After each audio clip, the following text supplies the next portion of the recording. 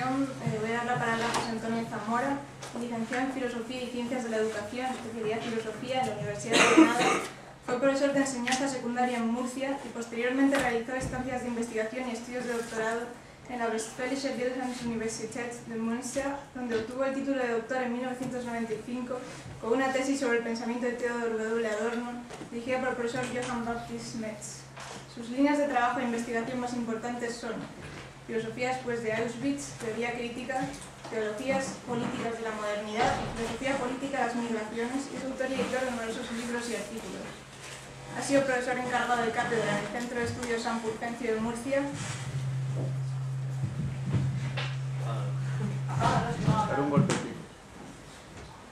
Afiliado a la Universidad Pontificia de Salamanca, profesor asociado de Teoría de Educación en la Universidad de Murcia, investigador contratado en el Instituto de Filosofía del CSIC en Madrid, donde actualmente y desde julio de 2005 es investigador titular.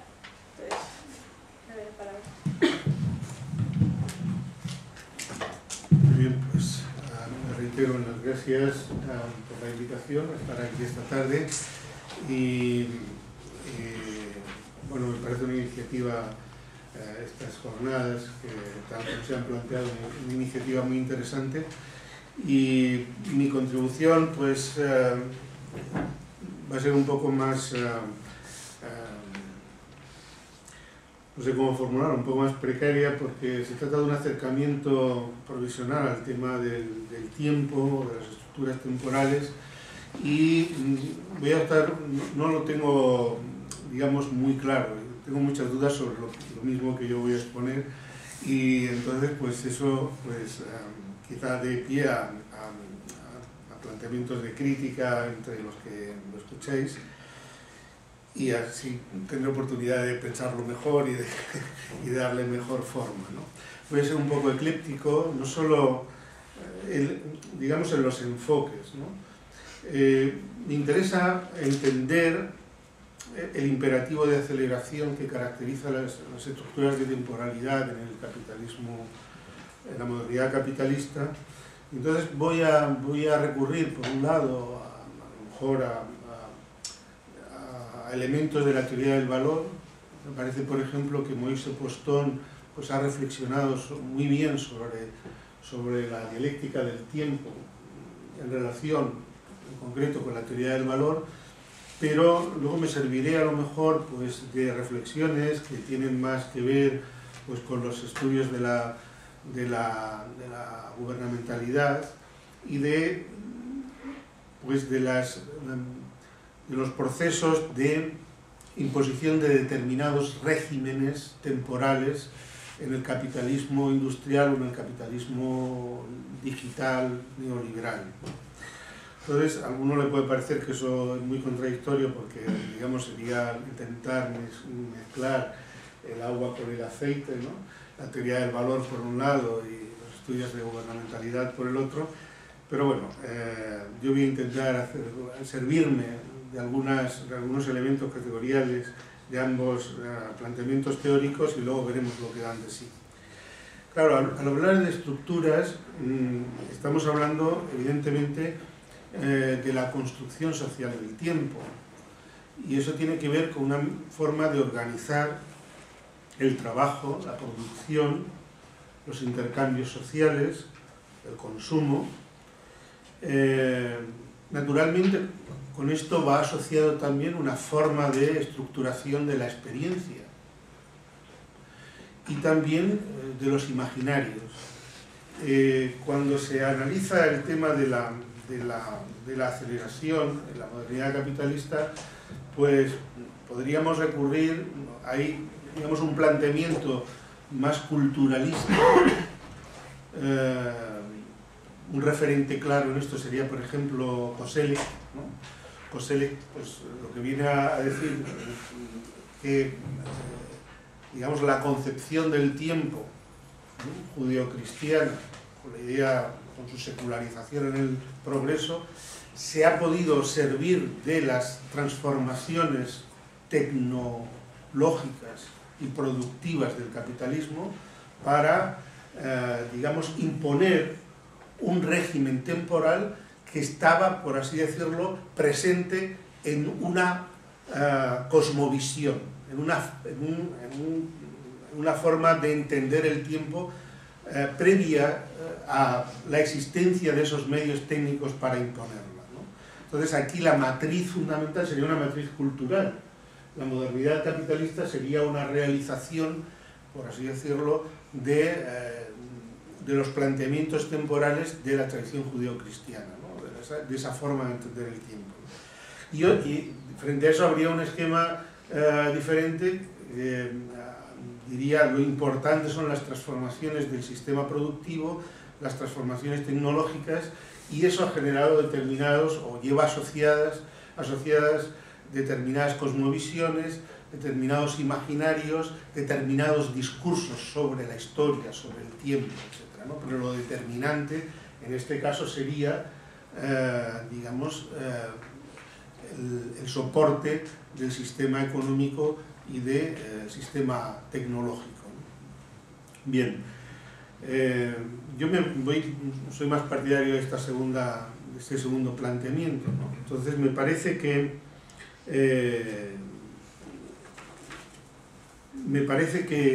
el sistema productivo capitalista ha impuesto un determinado régimen temporal. Y para entender ese régimen temporal, creo que nos ayuda la teoría del valor.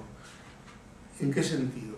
La teoría del valor nos pone sobre la mesa una separación, una distinción entre la producción de riqueza material y la producción de valor de cambio. Diferencia esas dos cosas y nos dice que en el sistema capitalista el sistema capitalista no se define fundamentalmente por la producción de riqueza, sino por la mediación de esa producción de riqueza a través de la producción de valor. Y la producción de valor, su multiplicación, su acumulación, se convierte en el objetivo y la meta de ese sistema productivo. Claro, para poder convertir la producción de valor, esa producción de valor y esa separación respecto a la producción de riqueza quiere decir que la producción de valor no depende de la producción de riqueza o solo de la producción de riqueza. La producción de valor depende de unas relaciones sociales, de una forma de configurar las relaciones sociales determinadas por la relación entre trabajo concreto y trabajo abstracto. Y aquí es donde el tiempo adquiere una relevancia enorme. Porque el tiempo es el elemento que permite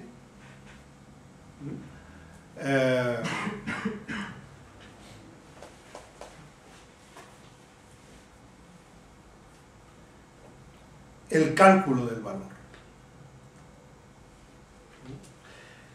El tiempo abstracto, el tiempo que permite la comparabilidad de las mercancías y que permite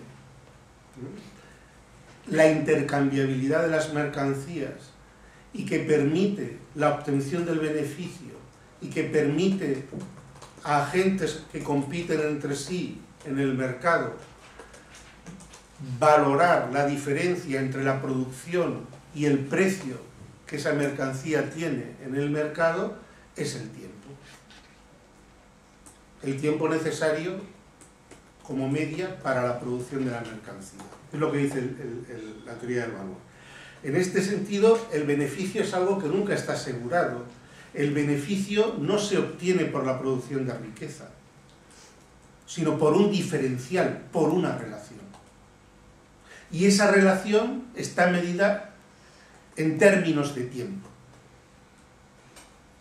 Y aquí está la razón de que para poder obtener beneficio, en un marco competitivo, uno se vea compelido, obligado sistémicamente a mejorar la relación temporal entre, digamos, los costes de producción y el precio de la mercancía.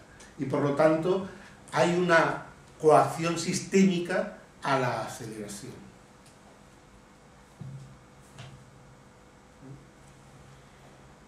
No sé si lo he dicho de manera suficientemente confusa, pero podríamos decir que en la teoría del valor, y esto Poston lo refleja muy bien, ¿no? En la teoría del valor hay inscrita una teoría del tiempo. Una teoría del tiempo en el sistema capitalista. Y esa teoría del tiempo explica la exigencia de un aumento del tempo, de la velocidad. De la velocidad que está asociada a la relación, a la proporción que permite una ventaja comparativa que es la clave de la obtención del beneficio.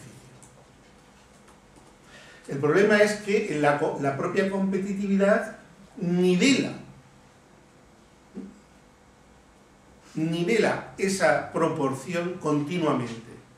Y esa nivelación exige de modo continuo una mejora de la propia proporción, es decir, exige acelerar. Y claro, si pensamos en esa aceleración, quiere decir que la eficacia, el rendimiento que va asociada al crecimiento de la productividad, lo que permite es producir lo mismo en menos tiempo o producir en el mismo tiempo mucho más.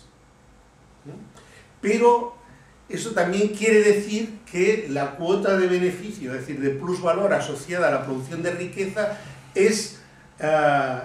disminuye con el propio proceso de crecimiento de la productividad. Con lo cual, uno no tiene más remedio que o bien expulsar fuerza de trabajo de la relación productiva, o crecer de modo, digamos, exponencial. Eso dicho en términos más de lo que se oye en la calle es, bueno, pues tiene que haber un crecimiento del 3% para que no se pierda fuerza de trabajo, es decir, para que no crezca el desempleo. Claro, dice Poston, este es el secreto mejor guardado del capitalismo, es decir, ¿por qué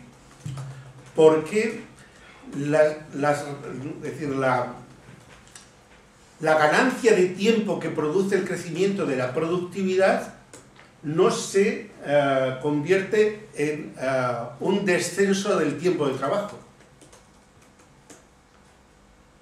Pues es tan sencilla, pero decir, bueno, si para producir un coche en 1930 hacía falta 3 días y hoy lo producimos en 10 minutos, ¿por qué no tenemos más tiempo, ¿no? Y en vez de tener más coches, ¿no? Que es lo que hacemos. Es decir, el productivismo estaría inscrito en la misma, es intrínseco a la misma forma de la lógica de acumulación del capital, ¿no? Es decir, no es un resultado, la voracidad del sistema capitalista, la voracidad y el crecimiento infinito en un horizonte limitado, ecológicamente limitado, esa voracidad del capitalismo es un elemento constitutivo de la propia forma de organizar la producción en el sistema capitalista, podríamos decir, ¿no? Y bueno, esta coacción sistémica a la aceleración es muy singular porque, dice Poston, la dialéctica de esta forma de organización del tiempo es que es necesario una constante aceleración, un crecimiento de la velocidad permanente, pero eso está al servicio de la reproducción de un marco abstracto fijo, estático. Es el tiempo, podríamos decir, del valor abstracto. El sistema está continuamente revolucionando.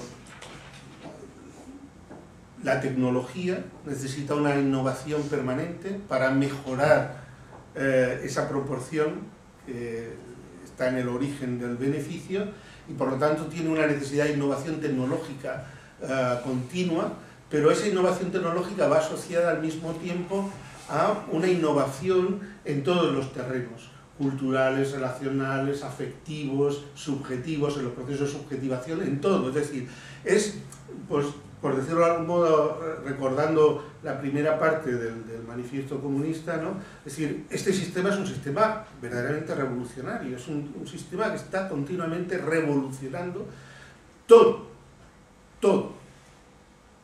desde la tecnología hasta las propias subjetividades, el mundo de las relaciones, todo.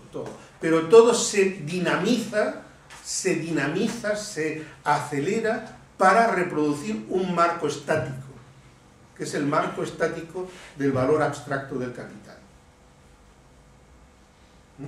Es un poco esta imagen del remolino que no se mueve del sitio, ¿no? Que todo lo engulle, todo lo devora, todo lo tritura, ¿no? Pero sin avanzar. Es decir, hay como una... Y quizá esto esté en el origen de esos dos grandes esquemas de comprensión del tiempo en Occidente. Por un lado, el Occidente moderno me refiero, ¿no? La idea de progreso,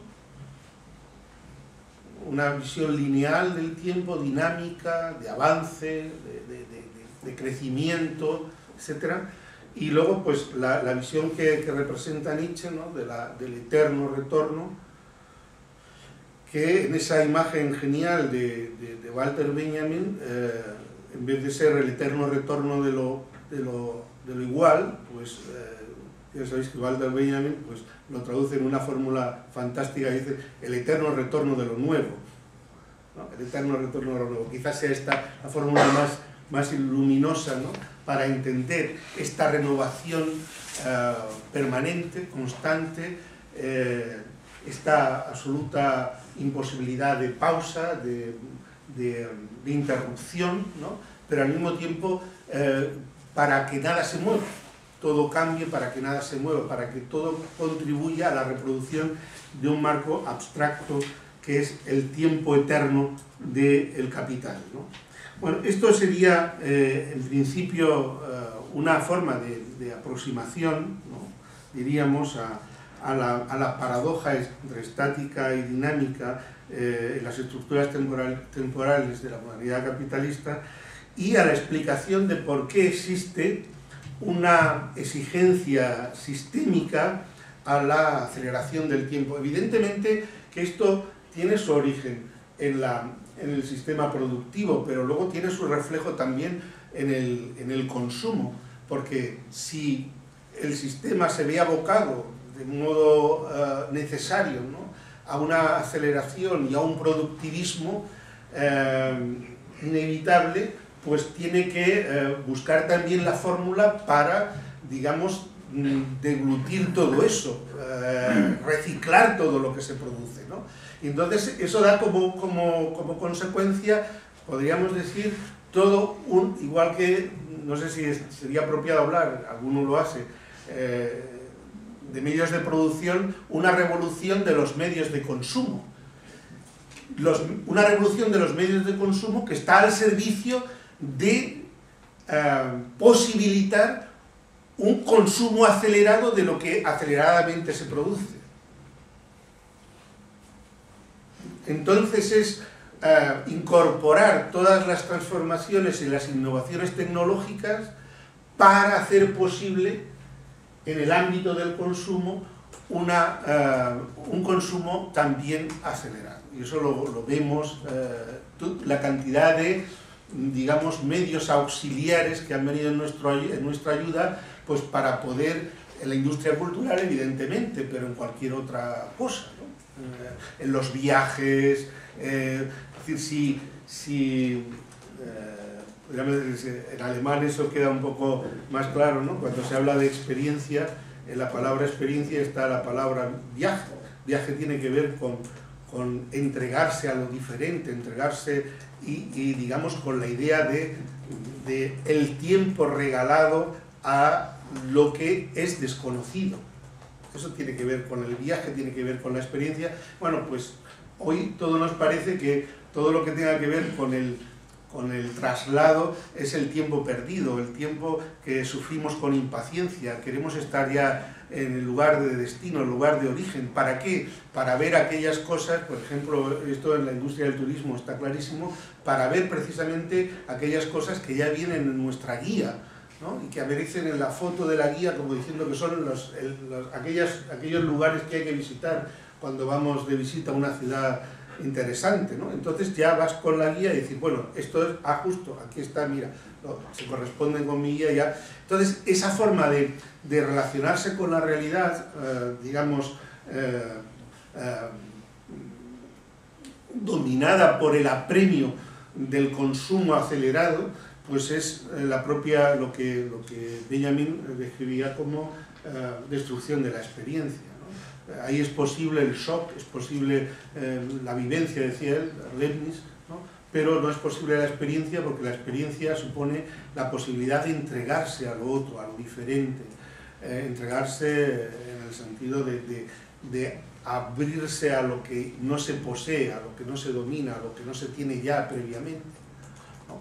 Entonces vemos que los medios de consumo lo que hacen es troquelar y manipular toda la realidad que debe ser deglutida para que se pueda hacer de modo rápido, de modo acelerado, ¿no? Bien, una vez que, no sé si esto se puede aceptar así, pero yo creo que independientemente de que se esté más o menos de acuerdo con la explicación que he intentado esbozar, pero yo creo que sí es algo que no nos resulta nada extraño, la afirmación de que si pensamos en las estructuras temporales de la modernidad capitalista, lo primero que nos viene como algo casi evidente es el imperativo de velocidad, el imperativo de aceleración, ¿no? Yo lo que he intentado es explicar por qué ese imperativo tiene un origen sistémico.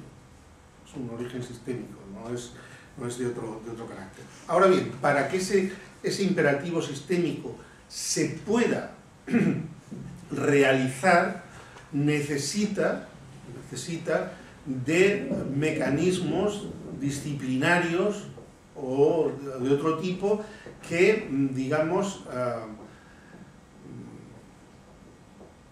permitan a los individuos someterse al imperativo de aceleración. Y podríamos decir que, igual que el capitalismo industrial, liberal, pues ha estado vinculado a unas formas de gubernamentalidad, a una anatomopolítica, a una biopolítica, también ha habido como una cronopolítica. Esto cuando los antropólogos y los historiadores que estudian cómo se introducen los nuevos aparatos de medición del tiempo, su imposición, los nuevos regímenes de organización de la vida cotidiana en un determinado, pues esto, es decir, desde la introducción de las campanas de trabajo, es decir, que van sustituyendo, empiezan acompañando a las campanas, digamos, que dan las horas litúrgicas del tiempo eclesial, ¿no? Y van introduciéndose las campanas que regulan el ritmo laboral, el retorno después de comer al trabajo, etc. Bueno, todo eso pues,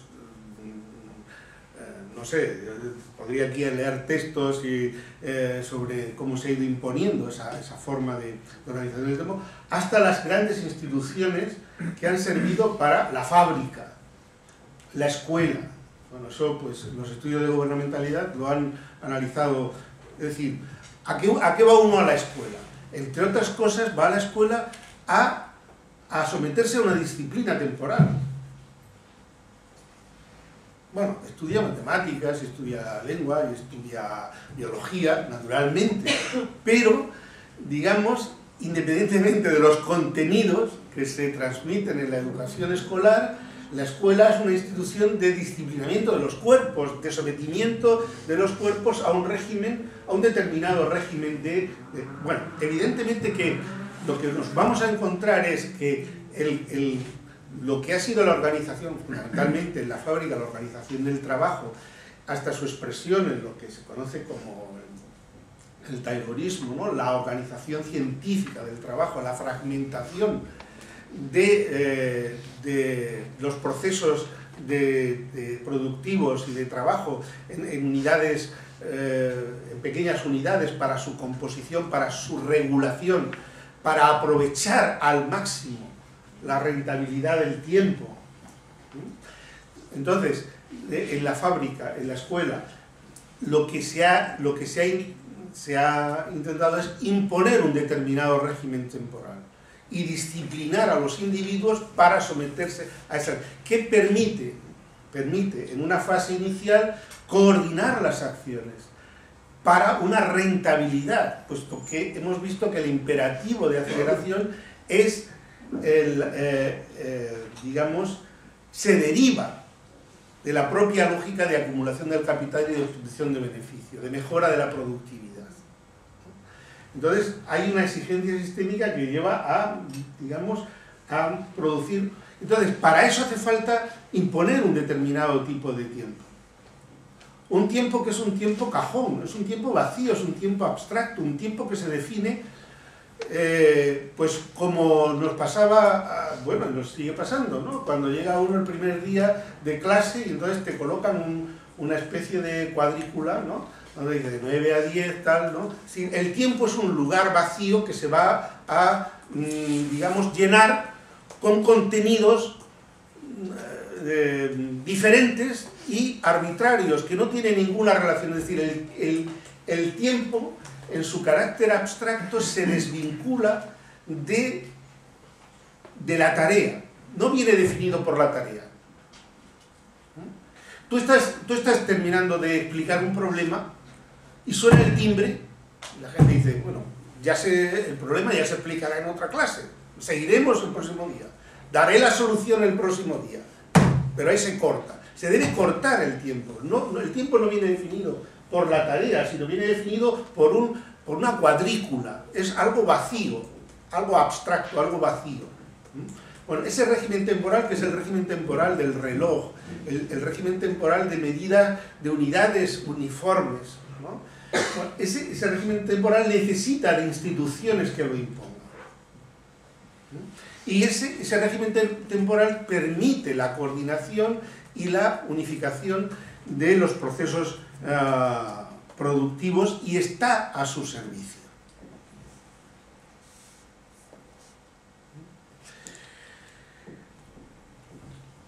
Estas instituciones, que son tremendamente rígidas, que son tremendamente disciplinadoras, están vinculadas a esa organización del capitalismo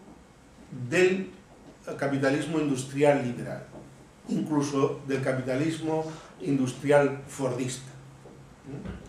Y digamos que lo que se ha producido con la transformación neoliberal o del capitalismo, que al mismo tiempo es una revolución asociada a las nuevas tecnologías de la información y la comunicación, que diríamos a la revolución digital, es que aparentemente ese régimen temporal ha sido de pronto flexibilizado.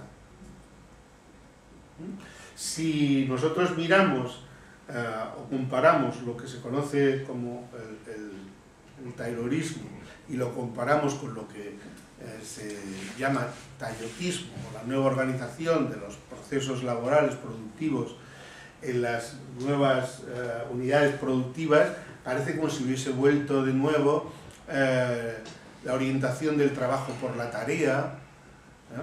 Se ha algo que era fundamental en el régimen capitalista industrial liberal, que era la separación entre tiempo libre y tiempo laboral, se ha flexibilizado. El tiempo laboral invade el tiempo privado, el tiempo, ¿no?, propio, y al contrario, ¿no?, es decir, los nuevos medios de comunicación, eso que planteaba las nuevas terminales, ¿no?, que te permiten llevar el despacho o la oficina en el bolsillo, ¿no?, pero que al mismo tiempo lo que te das cuenta es que ya toda tu vida está sometida al régimen laboral, ¿no? Realmente tú estás trabajando las 24 horas del día, o no, tanto no, pero bueno, muchas más horas, ¿no? Y trabajando los fines de semana, y es decir, nunca se acaban las tareas. Bueno, entonces, lo singular de esta nueva cronopolítica, de la desregulación temporal y espacial del trabajo, de la desdiferenciación del de tiempo de trabajo y tiempo libre, es que precisamente la revolución digital y la revolución de las nuevas tecnologías de la información y la comunicación permiten una nueva forma de coordinación y de explotación del tiempo para las que el antiguo régimen resulta tremendamente rígido. Entonces, hay una nueva forma. Yo esto realmente es el terreno en el cual me siento más inseguro. Sabéis que por parte de la corriente posoperaísta, ¿no?, se ha puesto en cuestión la teoría del valor, porque ellos dicen que la teoría del valor era aplicable al régimen industrial y a una institución fundamental del régimen industrial, que es la fábrica. Porque en la fábrica es donde yo puedo comprar la fuerza de trabajo, encerrar la fuerza de trabajo y, digamos, aprovechar las horas de más que el trabajador trabaja para generar la plusvalía, ¿no?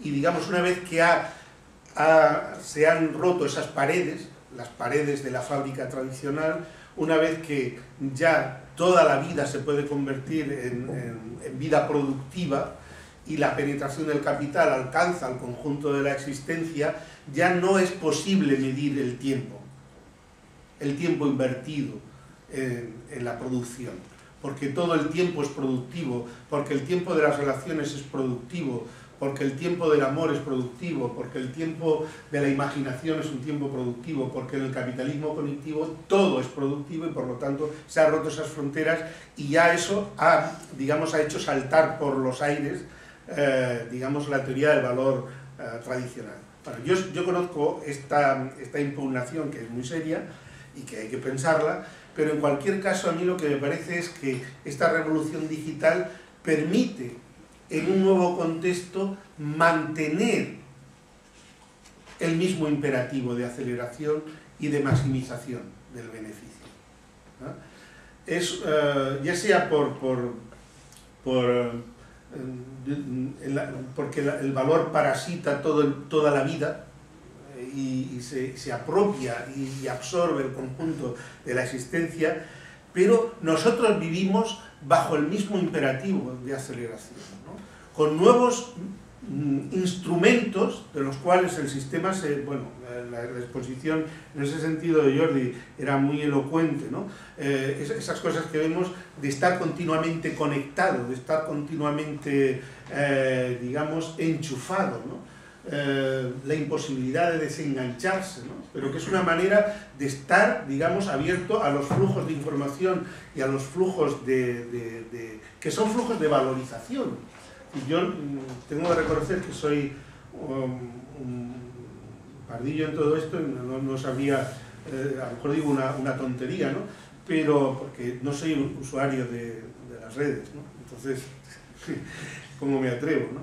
Pero si yo tengo bien entendido, cuando tú estás es decir, la publicidad sigue existiendo, ¿no?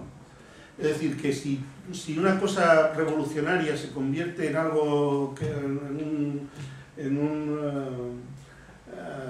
¿cómo se llama esto?, un asunto de gran relevancia, pues entonces eso los publicistas, o eso se ve en la red inmediatamente, ¿no? Es decir, mejorará, digamos, la rentabilidad publicitaria, ¿no? Entonces, ahí es donde se muestra que el contenido es un soporte. Yo, por ejemplo, puedo decir, yo veo algún programa crítico en televisión, ¿no? Crítico entre comillas, ¿no? Y entonces, en la medida en que esos programas críticos han ido ganando en audiencia, quizá porque el resto de televisiones pues, son cada vez más insufribles, pues, y han ganado en audiencia, pues las pausas de publicidad son más grandes, ¿no? En Salvados, por ejemplo, ¿no? Se llama esto del follonero y tal.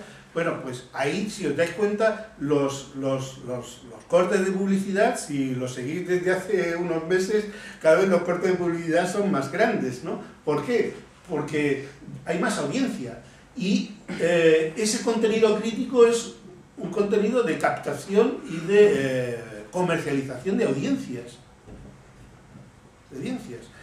No solo eso, claro, yo me identifico en parte con la forma de hacer periodismo de este individuo, a lo mejor puedo tal, pero y yo no le quito valor a su aportación, ¿no?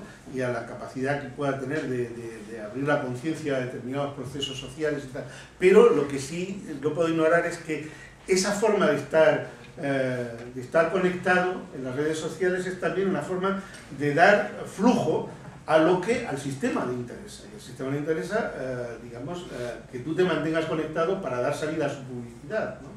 Bien, entonces, en cualquier caso, lo que quería decir es que en el nuevo régimen temporal, que aparentemente es un régimen temporal desregulado, diferenciado, y al mismo tiempo donde se han saltado los límites entre el mundo laboral y el tiempo libre, donde la simultaneidad de lo distante, la desvinculación de los contextos, la abstracción de toda materialidad está, digamos, en la base de una nueva forma de organización del tiempo, caleidoscópica, ya no es la rigidez de las instituciones que encarnaron la gubernamentalidad en el capitalismo industrial liberal, son otras formas, ¿no? Pero otras formas que lo que son las formas, porque esas formas se han vuelto obsoletas, son excesivamente rígidas para seguir dando soporte al imperativo de aceleración, que es el imperativo que sigue estando vigente, Y nosotros nos damos cuenta de que cada vez necesitamos, pues, en el nuevo régimen de gubernamentalidad neoliberal no ha cancelado el productivismo, ni ha cancelado la aceleración del consumo, al contrario, se ha exacerbado todavía más, ¿no? Y en esas nuevas tecnologías, pues, como decía, eso tiene que estar pendiente. Yo no tengo esas conexiones, ¿no? Pero veo que hay gente que está continuamente dando para ver si ha aparecido algo, si le ha dicho algo a alguien, ¿no? O sea, tiene que estar. Entonces, yo lo veo así, veo que le está dando con el dedo un rato y otro, y así. Y entonces no puede seguir una conversación porque el otro se está despistando con el dedo para ver si le llega algo y tal, ¿no? Entonces, esas nuevas tecnologías están, digamos, necesitan romper toda resistencia, toda forma de rigidez para, digamos, el tiempo de los flujos, ¿no? Algo de eso he estudiado, aunque yo la obra no me parece, tengo ciertas reservas, pero en el tercer tomo de la era de la información de Castells, si alguien lo ha leído, él analiza un poco el tiempo de los flujos, ¿no? Y el tiempo de los flujos es un tiempo donde se han roto las rigideces del régimen temporal fordista, pero se mantiene el ritmo de aceleración, ¿no? Bueno, pues más o menos esto era lo que yo quería transmitiros, ¿no? Y esa forma de implosión del tiempo que vivimos en la actualidad, de eternización del instante, pues es digamos, una consecuencia, un resultado del mismo imperativo sistémico de aceleración que ha caracterizado el sistema capitalista desde su establecimiento. Vale, gracias.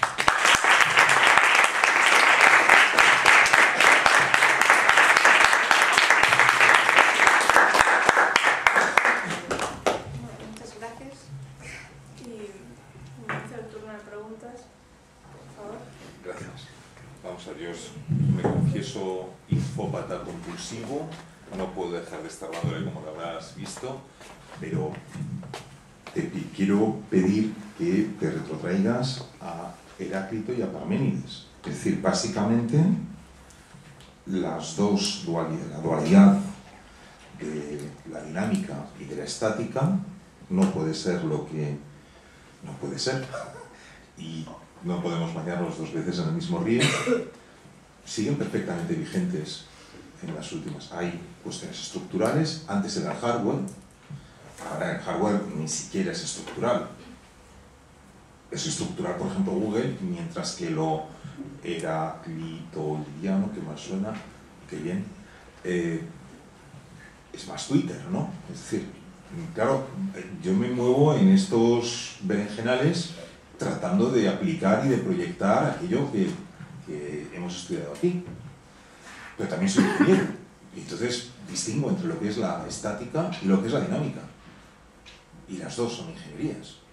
Sin embargo, en filosofía no está tan claro esa ortogonalidad entre lo que es radical de lo que es coyuntural. También en la filosofía, recuerdo a el del tiempo, le diré,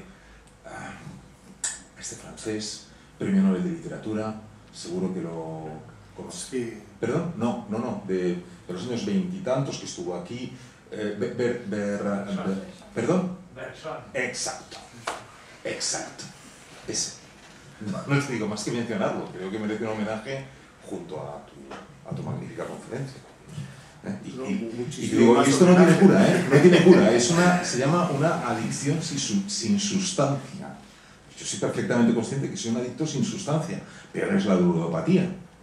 Pero bueno, lo llevamos más o menos bien mientras nos dejan, no hacemos mucho ruido, no molestamos mucho, gastamos poco y a lo mejor de vez en cuando contamos alguna cosa interesante también. Gracias. ¿La pregunta cuál es? No, la pregunta es... Era una disculpa, era un disculparme porque yo creo que... Pero vamos a ver. Tengo defectos mucho peores, ¿eh? Ahora, si quieres te invito a que reflexiones sobre Heráclito y Parménides mañana, por la mañana, a las 9 de la mañana. Sí. Te lo agradezco muchísimo. Vamos a ver, yo creo que la relación entre lo dinámico y lo estático es una cuestión realmente que ha acompañado el pensamiento de la humanidad desde siempre, ¿no? En la filosofía, ¿no? Pensar lo estático y lo dinámico. ¿Qué es lo que permanece cuando todo cambia y qué cambia donde parece que que hay algo que permanece? Es decir, esas reflexiones son reflexiones, y la reflexión sobre el tiempo pues es tan antigua como la filosofía. Desde luego mi aportación ha sido una aportación de menor rango, de rango pedestre y de poco nivel, ¿no? Lo reconozco y no tengo ningún problema, no se puede comparar con nada de lo que has nombrado. Yo simplemente creo que, modestamente, la teoría del valor y digamos la reflexión que se saca de la teoría del valor, pues sí permite una forma de aproximarse al vínculo entre dinámica y estática, ¿no? De dónde proviene, ¿no?, una exigencia, podríamos decir, sistémica a la aceleración, y el fenómeno de la aceleración, como es un fenómeno tan experiencial, evidentemente yo no creo que tú digas o estuvieses dispuesto a decir que la experiencia de aceleración es la que vives tú y que vivo yo hoy, es la misma que vivía Heráclito y Parménides, ¿no? Eso parece que estaríamos de acuerdo en que no. Hay un antes y un después de Newton. Bueno, pues entonces ha habido cambios, se han producido cambios que tienen un reflejo experiencial y cambios que pueden tener un sustrato objetivo, ¿no? Digamos, en la forma de organizar la sociedad. La sociedad se organizan las relaciones sociales, se organizan los sistemas productivos. ¿Por qué en una cadena de producción no se puede permitir ninguna pérdida de tiempo? Basta con pensar eso, Vamos a pensar por qué. Tiempos modernos de Charles Chaplin. Sí, sí, claro, pero ¿por qué no se puede permitir? ¿Por qué no? Es decir, ¿por qué si yo, tú puedes decir, mire usted, es que el brillo que le he dado a este coche es incomparable, ¿no? Pero claro, el otro le ha dado el brillo en una hora y tú has necesitado una semana. Tú te comes el coche con el brillo especial y el otro lo vende porque lo puede vender. Entonces, ¿cuál es el valor económico del tiempo en el sistema capitalista? ¿Por qué el tiempo es un factor económico? Eso no lo puede encontrar uno. Es decir, respuesta a eso, yo no digo que eso dé respuesta a todo. No digo que todo dé respuesta a todo. Yo lo que digo es que respuesta a eso no la da ni Parménides, ni Heráclito, y Bersón tampoco. Vale. Sí, sí, sí. Una muy pequeña. Se habla de una economía de la atención. Es decir, antiguamente había una economía de la plusvalía, de los clásicos, en fin, no te voy a descubrir yo ahora más. Pero en estos momentos realmente estamos compitiendo por la atención. Sí. O sea, las cosas que se hacen por la audiencia y la audiometría son tremendas. Pero es que en el fondo, todos aquí en nuestra vida cotidiana estamos haciendo barbaridades a veces para que alguien se fije en las barbaridades que hacemos.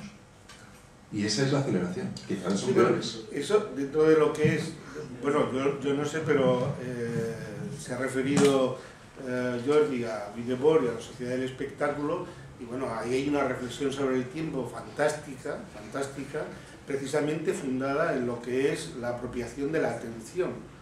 La atención en un sentido temporal, es decir, bueno, realmente la sociedad del espectáculo es una sociedad, digamos, pensada, es decir, ¿por qué un gol de Ronaldo, de Messi, vale lo que vale? Porque en él se concentra todo el tiempo de los espectadores y eso es lo que se comercializa en el gol de Messi. Lo que se comercializa en el gol de Messi es el tiempo de millones de espectadores que están mirando esa acción, por otro lado, seguramente fantástica, ¿no? del gol, ¿no? Que yo sería incapaz de repetir, ¿no? Bueno, entonces yo no le niego la singularidad del valor al gol de Messi. Lo que digo es que lo que vende la sociedad del espectáculo es ese tiempo concentrado, ¿no? Ese tiempo concentrado, y es, digamos, a lo que se encamina toda la sociedad del espectáculo, ¿no? Pero es el tiempo abstracto del capital, que es el tiempo fetichizado, que es el tiempo que se autorrevaloriza, y por lo tanto viene en relación con lo anterior. Da igual que sea el gol de Messi o el gol de Ronaldo, naturalmente que siempre tiene que haber una realidad material que sirva de soporte, pero lo interesante es el tiempo que se concentra en ese acontecimiento. Y si fuera por otra realidad, al sistema le daría igual. Es decir, si millones de seres humanos en todo el planeta siguieran una arenga revolucionaria para cambiar el sistema y tal, la ley de la sociedad del espectáculo seguiría intacta. Lo comercializarían perfectamente. Es decir, estarían encantados de tener una persona con esa capacidad de captar la atención y de poder sujetarla. No sé.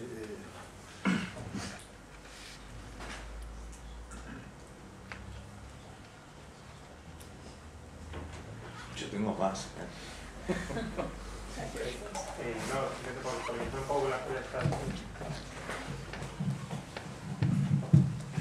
Las teorías del tiempo no disciplinario, difuso o no reglado, que se habla de que anulan la teoría del valor que podía haber dado, no podría entenderse de alguna manera como que la Lapperry del trabajador que después de ir de la oficina tiene que seguir trabajando en su casa con la Lapperry, no se puede entender como otro tipo de extracción de plusvalía fuera del trabajo, que la única diferencia de la que se da en la jornada de trabajo es que no es consciente de tal situación de plusvalía.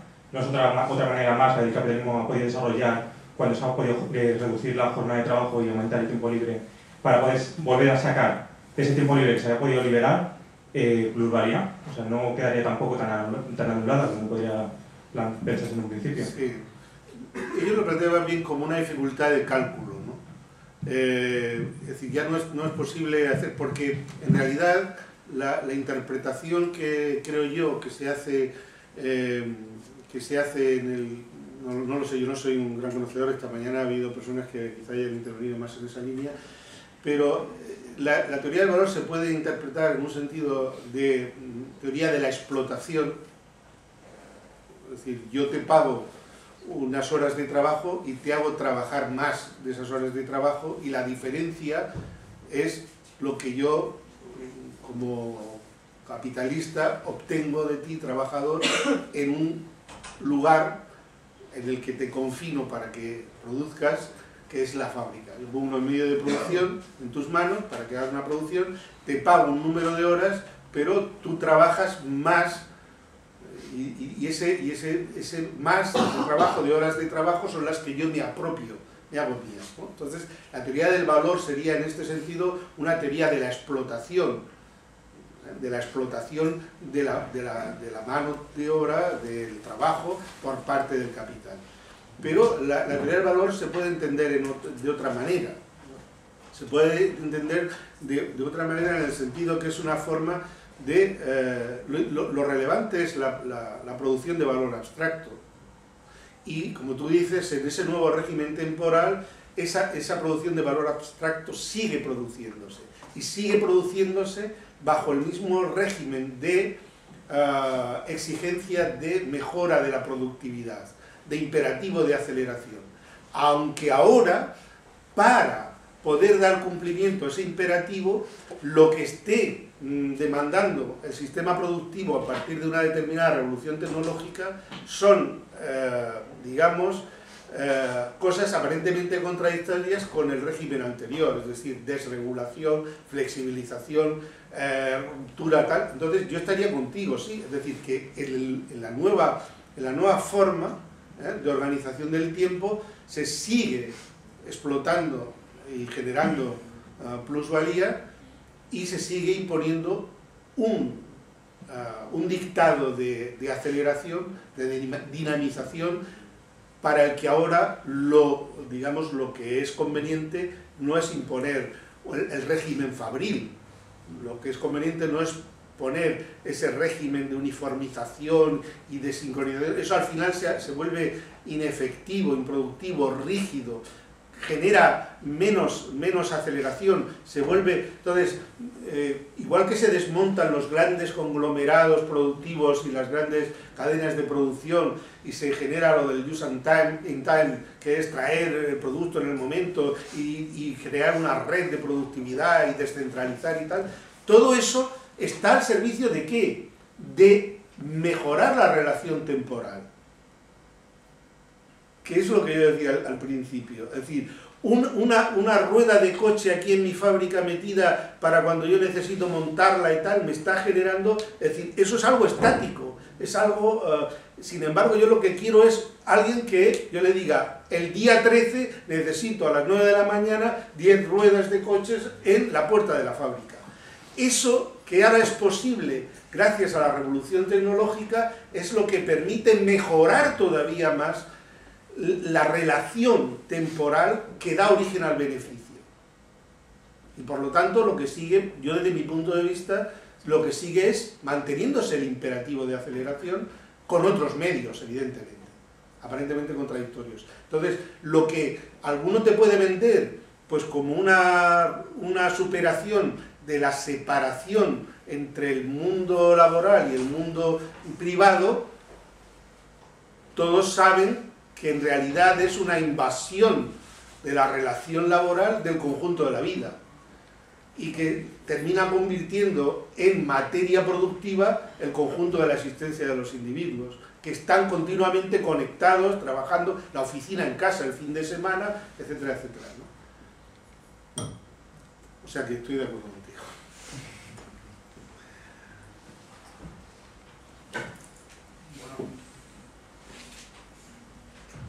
Mi pregunta iba en relación con la pregunta de Jordi, era que si podías profundizar un poco más en el concepto de la descontextualización de los productos culturales genera una pérdida de valor de la cultura, porque según me ha parecido esa crítica es criticar la lógica del capitalismo sin salir la propia lógica del capitalismo de la cultura. No sé si me entienden. No sé si se me entiende la pregunta o... Sí, puedes explicitar un poco más, te lo agradecería.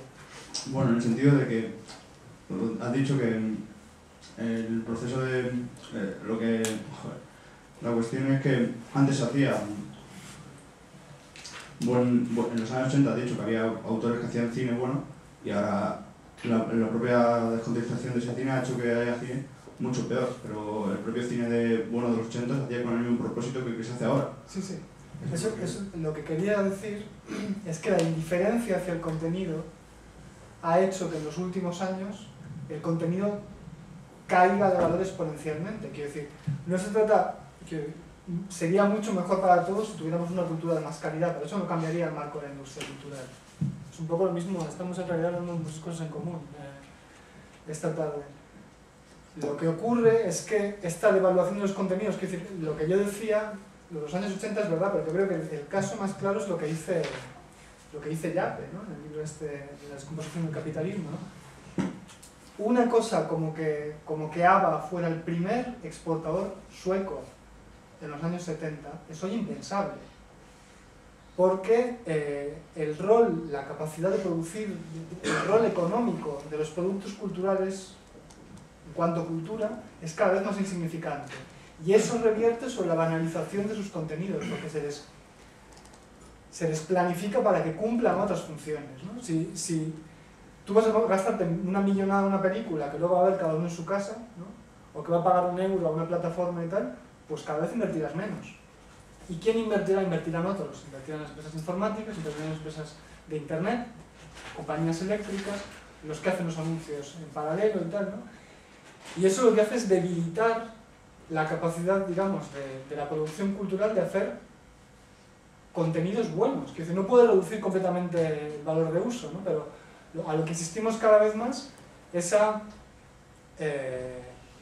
si tú comparas las películas de las que Adorno y Cortázar están, en algunos casos, que están masacrando, ¿no? En algunos casos, pongamos por caso Casablanca, ¿no? Que efectivamente para alguien como Adorno, ¿no?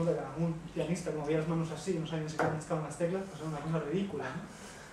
Pero Casablanca pasa hoy como un clásico del cine con una fuerza enorme, ¿no? Entonces sí que se hacían películas y tal, porque ese tipo de cine ha desaparecido, porque el tipo de cine que se hace ahora es, por ejemplo, tú vas un día a pasar el día al centro comercial, ¿no? Te compras ropa, te compras discos, comes en el McDonald's o donde sea y tal, y para coronar la tarde te vas a ver una película, pero eso es... te puedes imaginar qué tipo de películas vas a ver. Casablanca ya resulta demasiado denso, ¿no? Entonces, a lo que me refiero es a que los contenidos ocupan un rol cada vez más subsidiario. Como yo estaba hablando de la industria cultural y a veces tengo miedo, ¿no? A que cuando se habla de este sentido amplio de industria cultural, lo que fue, digamos, el motivo de esta crítica, que era la transformación funcional de la cultura, desaparezca, he querido subrayar esta devaluación de los contenidos. En realidad, cuando hablas de esto como una forma de socialización, efectivamente esto no cambia nada a la lógica capitalista, en eso te doy toda la razón. Y si me había explicado mal, os pido disculpas.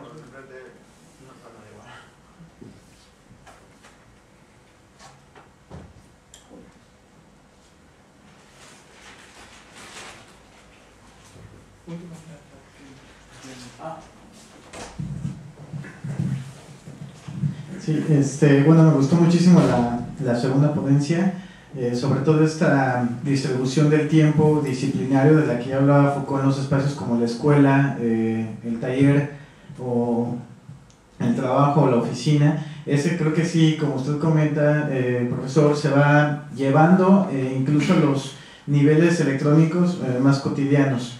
Sin embargo, no me queda claro, y hacia allá va mi pregunta, ¿cuál es exactamente la noción de valor respecto a la velocidad? Por ejemplo, con Paul Virilio, que es un excelente sociólogo francés que se dedica a analizar la velocidad, pareciera que no está haciendo tanta alusión al valor. En cambio, me parece lo que está hoy en día en juego es más el interés.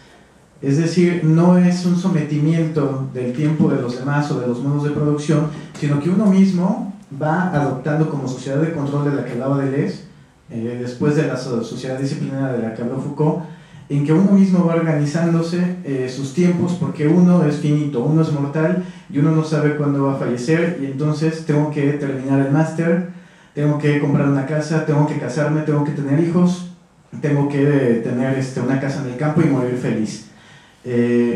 No tengo tiempo para todo, entonces ¿cómo voy discriminando?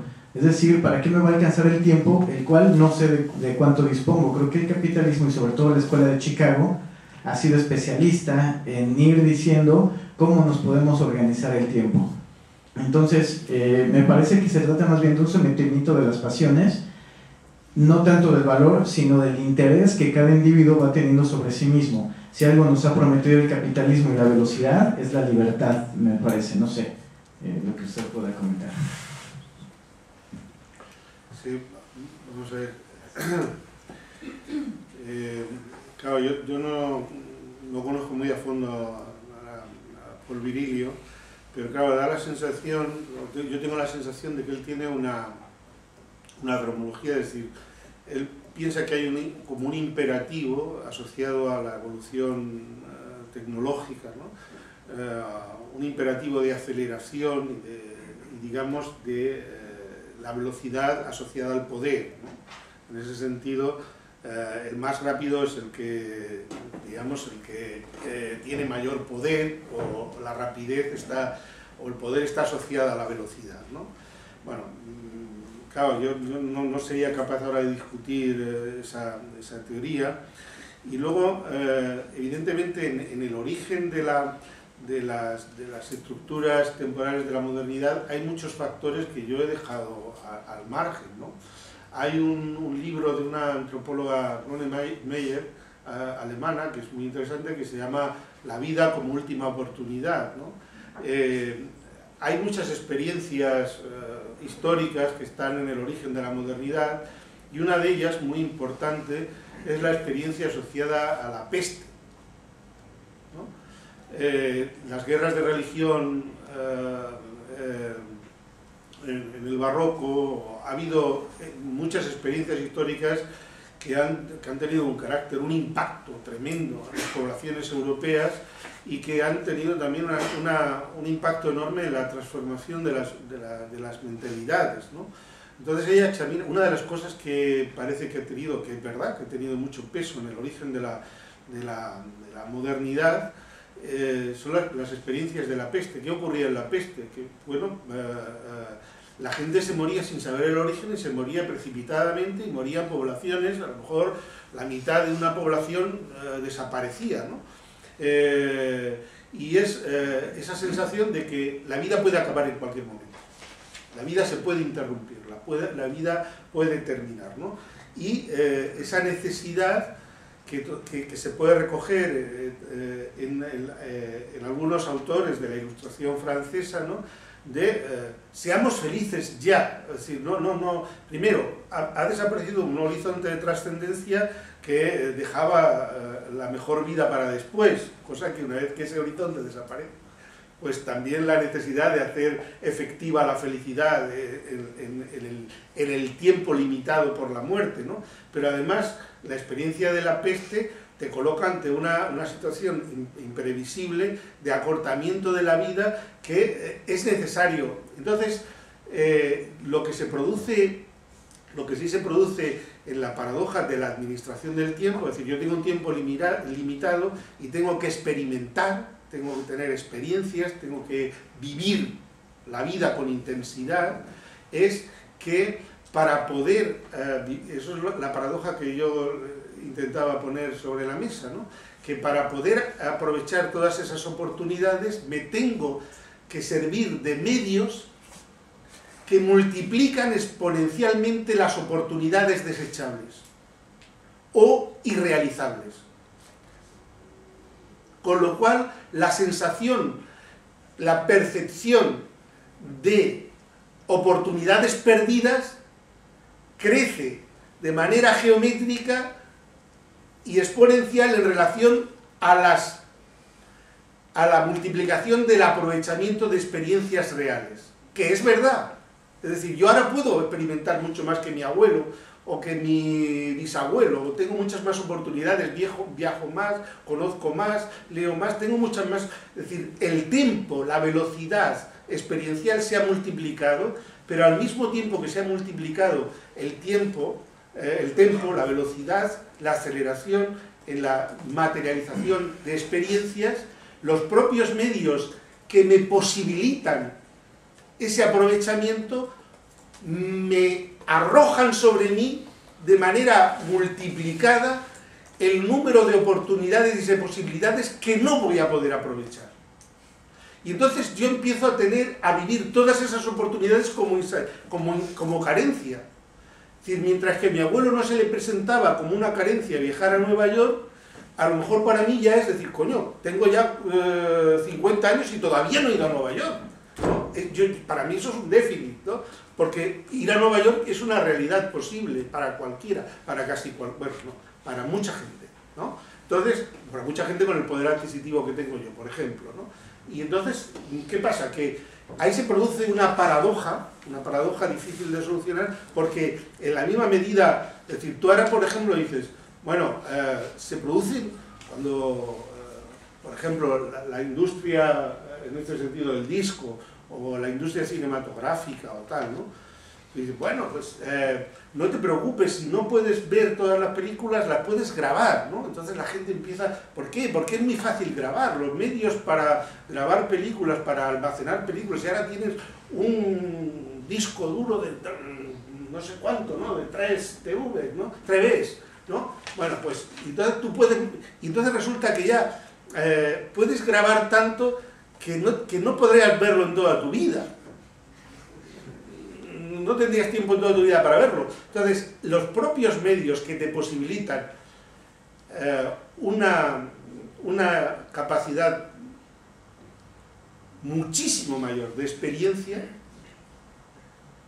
al mismo tiempo aumentan la brecha que separa lo posible de lo realizable. Con lo cual, el grado de insatisfacción, es esa paradoja que vivimos los urbanistas de hoy, ¿no? De decir, bueno, tenemos los mejores medios y al mismo tiempo sentimos que nos falta el tiempo, cuando tenemos los medios más rápidos para todo, para información, para producción, para desplazamiento, para todo. Tenemos unos medios a nuestra disposición que no ha tenido ninguna generación anterior y vivimos como una lusa insoportable la falta de tiempo para poder... Esa paradoja se explica quizá a partir de esto, ¿no?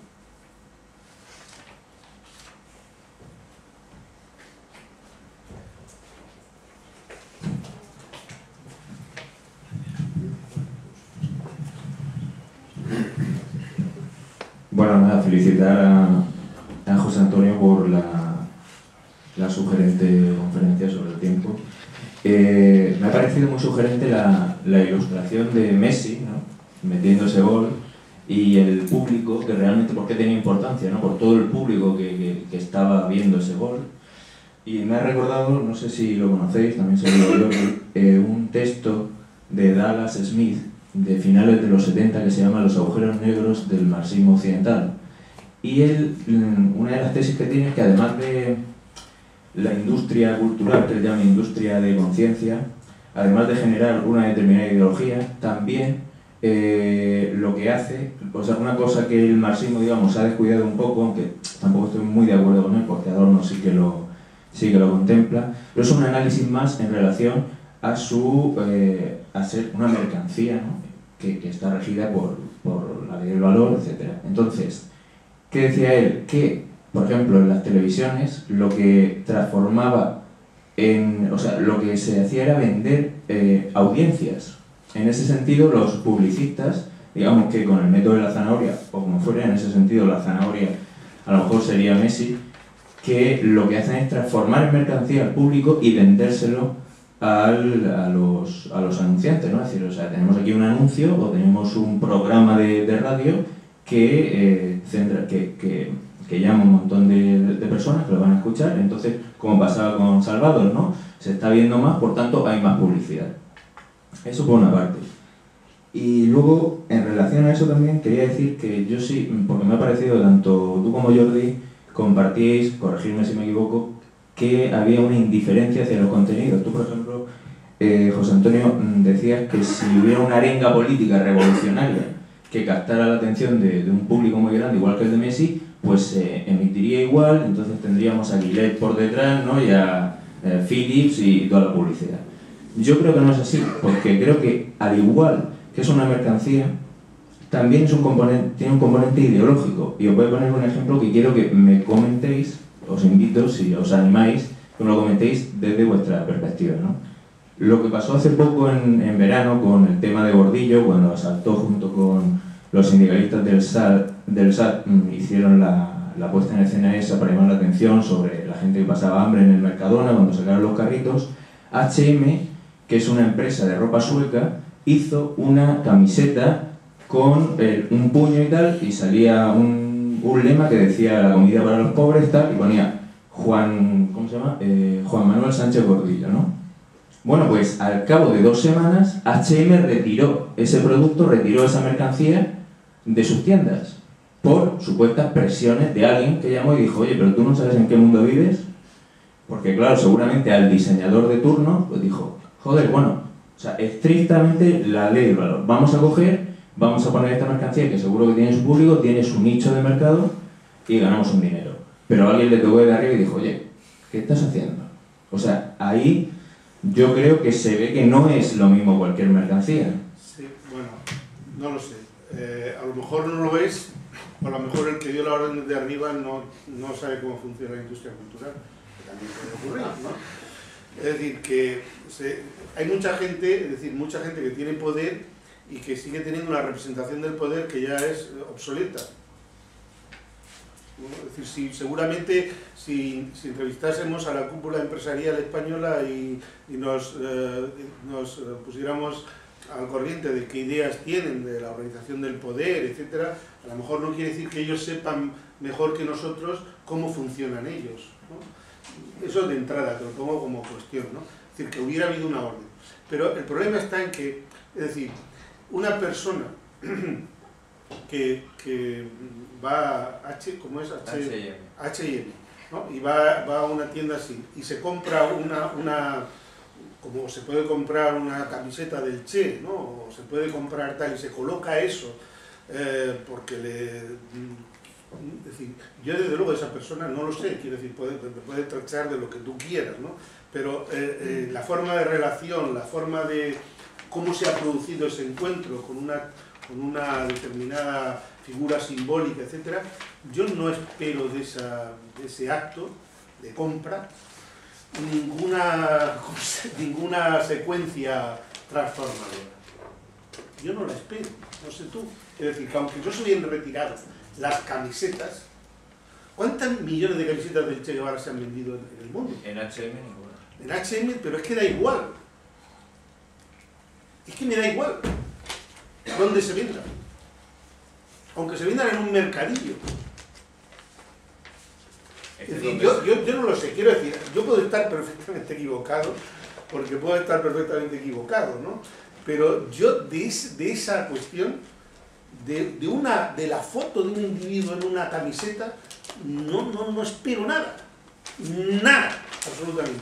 Y nada que tenga que ver con la transformación de la sociedad en la que vivimos.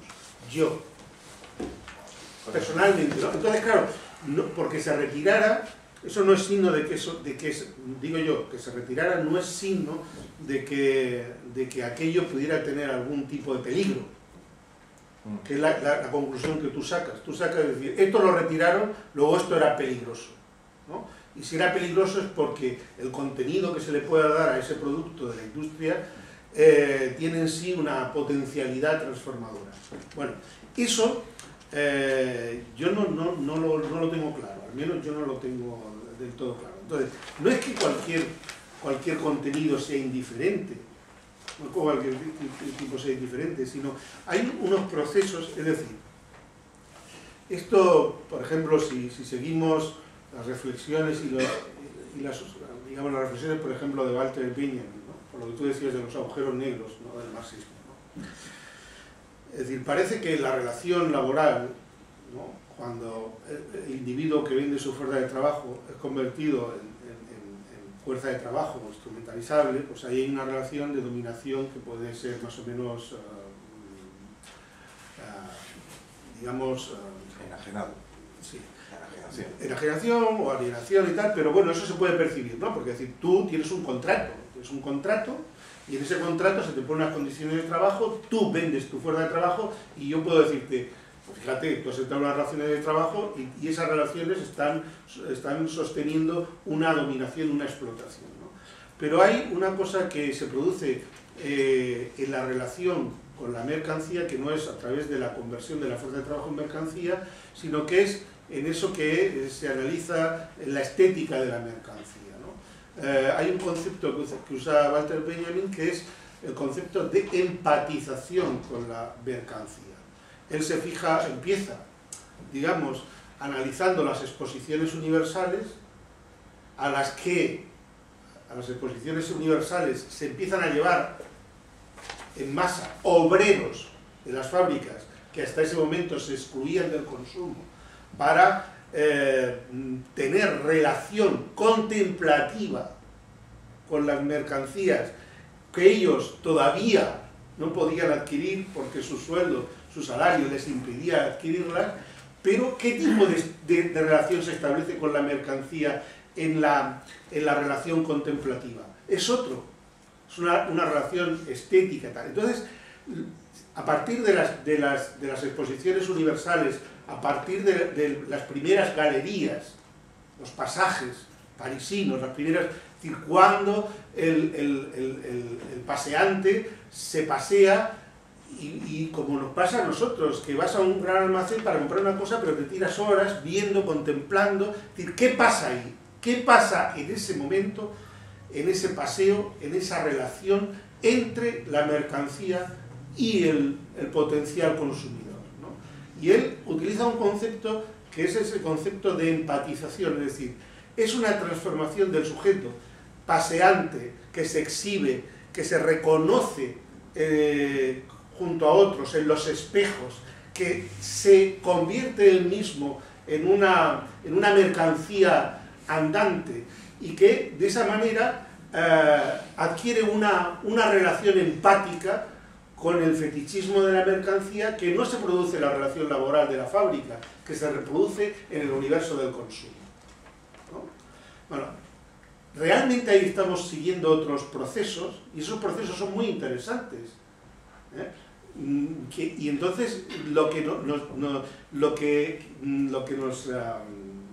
nos invitan a pensar es allí donde determinados valores estéticos, determinados valores culturales se asimilan a este tipo de relación, ¿qué ocurre realmente? ¿Qué ocurre en los individuos? ¿Qué ocurre en los individuos que se identifican y empatizan con esas apariencias, con esas presentaciones? Pues en ese sentido, José Antonio, en ese sentido creo que si decimos que, bueno, como está, digamos, en la forma mercancía, como que eso lo desactiva, podríamos decir también, por ejemplo, el capital, en tanto se distribuye en siglo XXI, se vende, etcétera, es una mercancía, pero tiene un valor de uso que puede tener un potencial liberador, y uno puede decir, bueno, no es lo mismo que una camiseta del Che, pero una camiseta del Che puede ser el primer contacto con una cultura embrionariamente contrahegemónica. Puede ser el principio, el potencial de una fuerza de trabajo que luego puede ser que trabaje o no, igual que eso era lo que analizaba un poco Marx, ¿no? No es lo mismo. ¿Por qué la diferencia entre trabajo y fuerza de trabajo? Por el potencial. Pues eso puede ser un potencial. Y te pongo otro ejemplo. El caso, no sé si conocéis un grupo que se llama Escape, que es de Vallecas, que es un grupo así de izquierdas y tal. Que esto, bueno, algunos no lo compartiré, bueno, en fin, que tiene un mensaje por lo menos, sus letras y tal, si son así anticapitalistas, son diferentes desde luego que lo que sale en Cadena 40 Principales. Este grupo está en una multinacional. En YouTube, por ejemplo, tenía el Vals del Obrero y otra serie de canciones, tenían más visualizaciones que la canción más visualizada en 2010 de Juanes. Juanes, el cantante este colombiano, que tenía muchísima más carga publicitaria detrás, etc. ¿Por qué no estaba igualmente publicitado si congregaba a un mayor público escape que Juanes? ¿Por qué? Desde luego no porque sea más peligroso, yo ahí daría la razón a José Antonio. De hecho diría que una camiseta del Che puede ser el principio de una politización antihegemónica, pero solamente será algo más que un principio si te das cuenta de que esa misma camiseta forma parte de la hegemonía. Es decir, si no te quitas la camiseta y la tiras, esa camiseta se queda en un principio frustrado, una de esas muchas posibilidades que no valen para nada. Y para contestar a tu pregunta de antes de H&M, o sea, a ver, estamos en España no triunfa el capitalismo, el turbocapitalismo, triunfa una intersección entre feudalismo retrógrado y turbocapitalismo, ¿no? Y eso es lo que produce que H&M, que es la encarnación del turbocapitalismo, vea que en ese acto que tú has nombrado hay un potencial para convertir en una camiseta y que llegue uno de los que aquí mismo se les llaman empresarios, ¿no? Y diga eso no lo queremos, ¿no? Eso aquí no se lleva. Te digo yo que en Alemania esa camiseta hubiera estado en H&M tranquilamente. Te digo Alemania porque lo conozco. A lo mejor en Portugal no, a lo mejor en Italia no, en España seguro que no. Y yo creo que si quieres evaluar el capitalismo tienes que fijarte en H&M. No tienes que fijarte en el político de turno que a eso le parezca mal. Quiero decir, si como parece queremos seguir a Marx, ¿no? La clave, yo creo, además del capítulo del fetichismo de la mercancía, es precisamente que lo que se constituye como tendencia social se constituye a espaldas de la conciencia de los sujetos, que para salir de la lógica en la que estamos inmersos es necesaria la reflexión. No podemos apelar a la existencia inmediata, ya sea un baile de ska, diciendo somos el Vals de Obrero, cannabis, legalización barato y tal, sino que es necesario realmente un proceso de reflexión, salir de que el capitalismo constituye toda tu praxis material, incluida la camiseta, incluida el disco de escape, incluida el concierto de escorbutos si no estuvieran vivos, ¿no? O sea, hay que ir un poco más allá de eso. Yo creo que es necesario... Quizá, a lo mejor, el problema está en que, digamos, el planteamiento que podemos compartir Jordi y yo, no sé si alguien más aquí en la sala, sería, va en la línea quizá porque venimos de un pensamiento de ese tipo, no digo que tengamos razón, pero venimos de un pensamiento como la teoría crítica o el pensamiento de Adorno, de Horkheimer y tal, que va más por un camino de crítica inmanente. Y la crítica inmanente no presupone ningún lugar exterior al sistema, no supone ningún lugar fuera. Nadie está fuera de la industria cultural, nadie está fuera sino es percibir cómo esas formas que se imponen de manera universal, al mismo tiempo, en cuanto a formas que se imponen, producen la distancia en su interior que permite, no garantiza, pero permite la distancia. Pero la distancia no se establece desde un afuera, desde un lugar posible, que está más allá, sea la fuerza del trabajo, sea el proletariado, sea un sujeto intacto o tal, ¿no? Sino que toda posibilidad de transformación radical del sistema nace a partir de una crítica inmanente. Y una crítica inmanente toma conciencia a partir de los efectos que produce sobre ella la imposición del sistema, las heridas que le causa, las rupturas en su propia existencia. Es decir, ahí es donde se da cuenta de la distancia de algo que se le impone de manera coactiva, ¿no? Entonces el que se apunta a esta forma de ver la realidad social y las posibilidades de crítica no va por ahí sobrado, no va como diciendo, a ver, ¿dónde está el enemigo? Porque se ha dado cuenta de lo fuerte del enemigo, del dolor que tiene, de las leches que le ha dado. No sé si me explico. Es decir, es en el momento en el que tú has descubierto todo lo que te ha hecho ese sistema, cuando puede ser que tú obtengas distancia frente a él. Si tú te ves, por así decirlo, muy fuera de él, y con, quizá estás siendo, digamos, víctima de una ilusión, de una humillación. Yo no digo que yo tenga razón, digo que esto es un poco para que entiendas un poco el planteamiento que nosotros estamos defendiendo, y que a lo mejor se desmarca de una comprensión más clásica de la lucha de clases o del supuesto de un sujeto revolucionario o cosas así, ¿no? Tomando distancia frente a esos planteamientos, tampoco es que nosotros digamos que este sistema es un sistema totalmente clausurado del que no hay salida, porque si no, no estaríamos aquí, no estaríamos intentando hacer una crítica a ese sistema y intentando darle un fundamento racional a esa crítica, ¿no?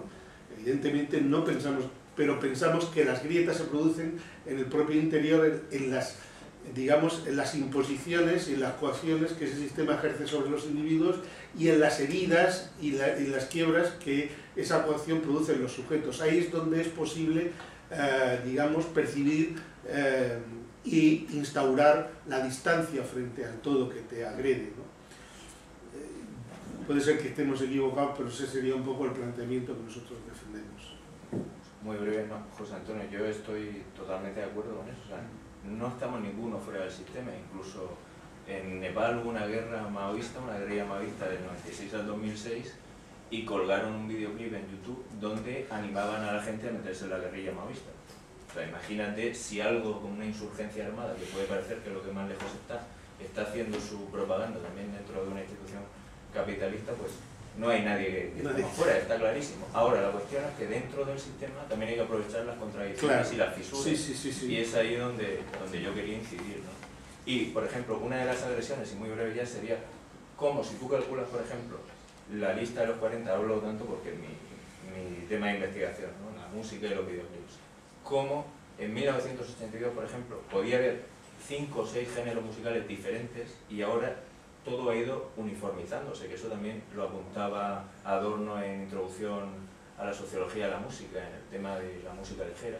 O sea, eso también son heridas que le producen al individuo, decir, bueno, ¿por qué no encuentro, por qué tengo que irme a un nicho de mercado, por qué tengo que irme al sitio de los raros para encontrar lo que yo quiero?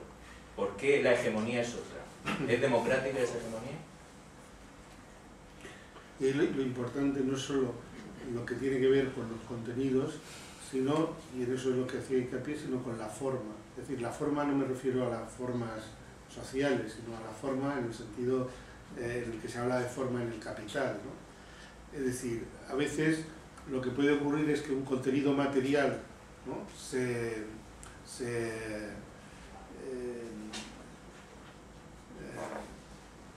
está sometido a una forma y reproduce esa forma, aunque ese contenido material parezca pedir su subversión, ¿no? Hay como una especie de contradicción performativa que se produce entre la forma social que conforma esa realidad y a lo mejor la apelación que esa realidad contiene, a lo mejor a cualquier cosa revolucionaria o tal, ¿no? Entonces, bueno, pues eso es muy curioso ver, por ejemplo, encontraréis entre otros sitios en YouTube muchas entrevistas a Adorno, ¿no? Y entonces hay una entrevista donde precisamente él se expresa sobre, yo creo que ponen de fondo una canción de Joan Baez, ¿no? Y en estas cosas del 68 y las basas allí y la canción, pues yo no sé, lo del viento y lo que el viento se llevó, no sé, ¿no? ¿Cómo es la canción? La respuesta está en el viento. Bueno, pues entonces era un poco eso, ¿no? Entonces Adorno está ahí, el pobre abrumado ante, es decir, ¿qué piensa usted de esta canción revolucionaria? Y él dice, bueno, dice, yo es que pienso que una canción no puede ser revolucionaria, ¿no? Entonces, bueno, la reflexión, te invito a que entres, quizá a lo mejor te va a interesar. Y él hace una reflexión precisamente sobre las formas, las relaciones, la forma de construir el estrellato, aunque sea el estrellato revolucionario. Entonces, que supone también una distribución de la atención, digamos, una concentración del tiempo de los seres, una apropiación del tiempo, bueno, todo eso que tú tienes que pensar al mismo tiempo que oyes el grito de vamos a la lucha. Vale.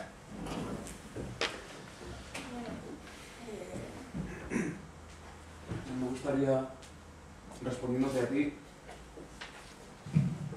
porque bueno, el ejemplo de HIV no lo conocía, me parece muy interesante, pero claro, hay otros ejemplos.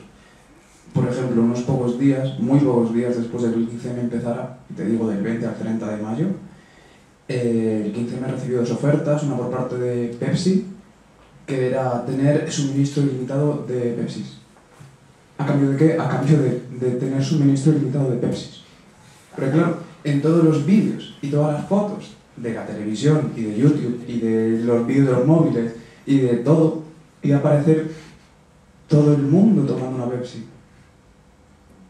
Bueno, casi al mismo tiempo se recibió la oferta por parte del Corte Inglés de tener suministro ilimitado de electricidad, en vez de tener que depender de generadores de energía que estaban sosteniéndose por el gasóleo que llevaba particulares de su bolsillo, pues tener todo el suministro de energía del Corte Inglés de Princesa, para tener pues calefacción o tener megafonía.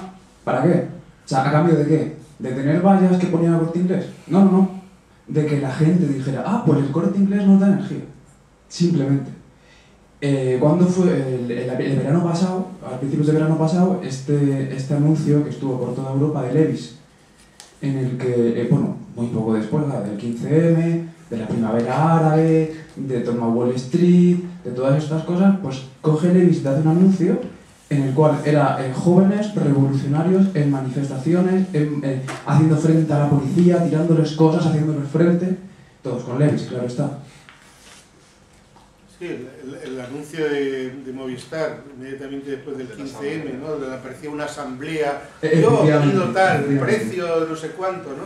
No sé si recordáis, hicieron un anuncio donde reproducían para la venta de móviles y de contratos con Movistar la estructura de asamblearia del 15M, y eso fue a la semana siguiente de que empezara la ESA, ¿no? Es decir, los mecanismos cada vez son más rápidos de apropiación. Y ¿eso qué quiere decir? Que no vamos a hacer que no vamos a hacer asambleas, que no, claro, pero lo que la situación exige es perder toda dosis de ingenuidad, estar máximamente alerta de estos procesos de apropiación y saber que lo que tienes delante es algo muy potente, muy creativo, muy tal, es decir, no es una cosa burda, este sistema es tremendamente creativo. Tiene una necesidad perentoria de valorización y por lo tanto es insaciable y está a la búsqueda y está continuamente tal, y es mucho más creativo a veces que los que se llaman a sí mismos creativos, ¿no? O tiene a los mejores creativos a sueldo, claro. Entonces todo esto, ¿para qué? Para decir, apaga la luz y vámonos, no, para, digamos, saber dónde uno está, es el punto de partida. Hacerse cargo de la complejidad, no digamos, no minimizar la realidad que uno tiene delante pensando que es fácil enfrentarse a ella, ¿no? En caso de que se quiera uno enfrentar, claro, si no, pues adelante. En un minuto, solo medio minuto.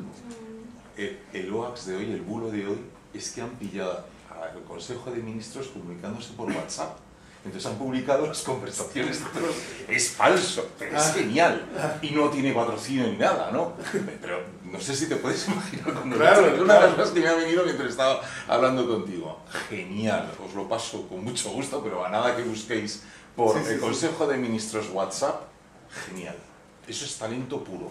Y probablemente sea, no te voy a decir que altruista o abnegado o tal, pero no está claro el beneficio, ni el autor, ni nada, ¿no? Entonces, a mí me parece una obra de arte en este momento, que ha suspendido, vamos, está haciendo, pero y además está tan bien hecho que decimos, es verdad, se lo ha dicho el ministro de Industria al otro sobre si el de Interior va a hacer no sé cuántos. Es una fabulación de los ministros. Muy bien. Pues muchas gracias de nuevo a los ponentes, gracias a todos por estar aquí, espero que haya sido un tiempo divertido y bueno, Vale.